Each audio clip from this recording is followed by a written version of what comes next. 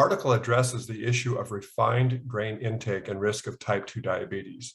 And contrary to widespread opinion and conclusions based upon the Dietary Guidelines Advisory Committees of 2015 and 2020, this commentary shows that refined grain intake is not associated with risk of type 2 diabetes. I'm Glenn Gazer. I'm a professor in the College of Health Solutions at Arizona State University. I'm here to talk to you today about an upcoming commentary to be published in the August 2022 issue of the Mayo Clinic Proceedings. The title of the article is Refined Grain Intake and Risk of Type 2 Diabetes. Why is this important? Well, we all eat grains, and it has been shown that the foods we eat have an effect upon our health, including risk of type 2 diabetes.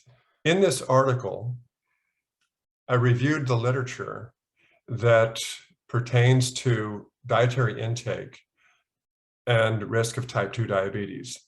To put this in perspective, the current dietary guidelines suggest that Americans consume fewer refined grains. And the reason for this is because it is perceived to be bad for our health to consume a lot of refined grains. Specifically, the 2015 and 2020 Dietary Guidelines Advisory Committees both concluded that there was moderate evidence to show that the consumption of refined grains was associated with an increased risk of type 2 diabetes.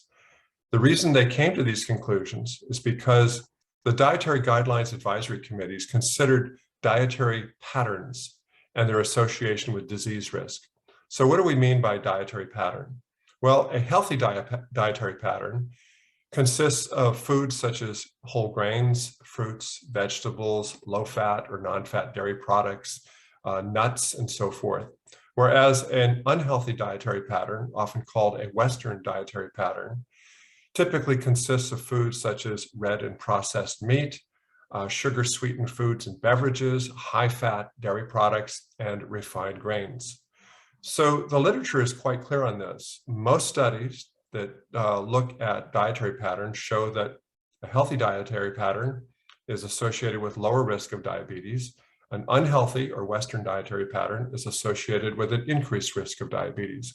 But we have to ask the question, what components of the dietary pattern are important for this risk? So refined grains are included in the unhealthy dietary pattern, but is the increased risk associated with that pattern really due to the refined grains? The only way to resolve this issue is to take a look at studies that examine the association between refined grains considered as a separate food and risk of diabetes.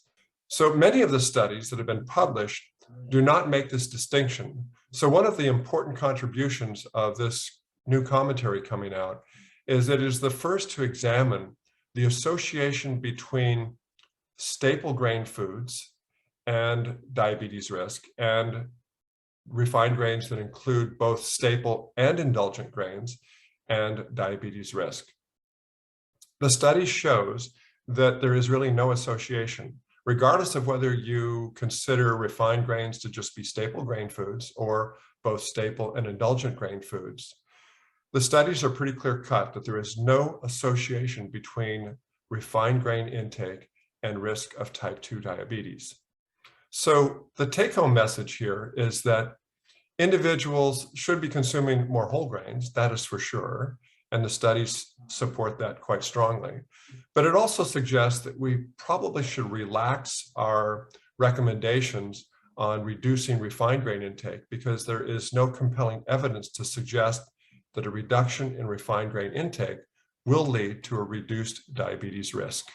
So I would encourage you to read this commentary on refined grain intake and type 2 diabetes risk in the upcoming issue of the Mayo Clinic Proceedings.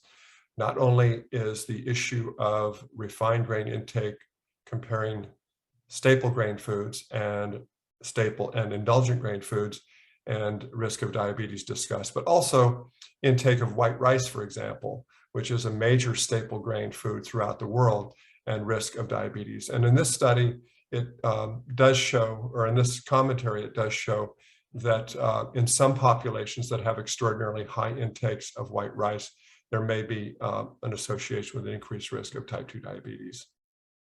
We hope you found this presentation from the content of our website valuable. Our journal's mission is to promote the best interests of patients by advancing the knowledge and professionalism of the physician community.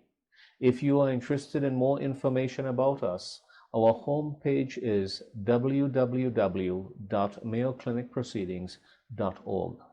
There you'll find access to information for our social media content, such as additional videos on our YouTube channel or journal updates on Facebook.